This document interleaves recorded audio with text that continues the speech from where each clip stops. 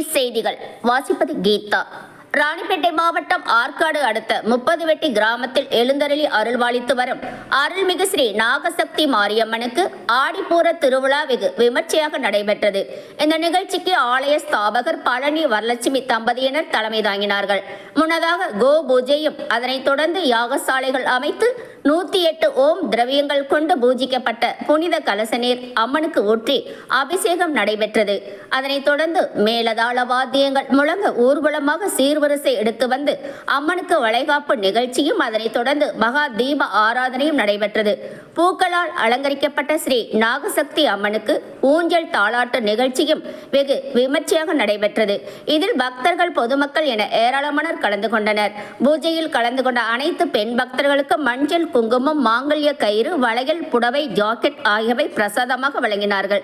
இறுதியில் அனைவருக்கும் அன்னதானம் வழங்கப்பட்டது. மேலும் இது போன்ற செய்திகளை உடனுக்குடன் தெரிந்து கொள்ள நந்தி டிவி செய்தி சேனலை சப்ஸ்கிரைப் பண்ணுங்க, ஷேர் பண்ணுங்க, லைக் பண்ணுங்க, மறக்காம கமெண்ட் பண்ணுங்க.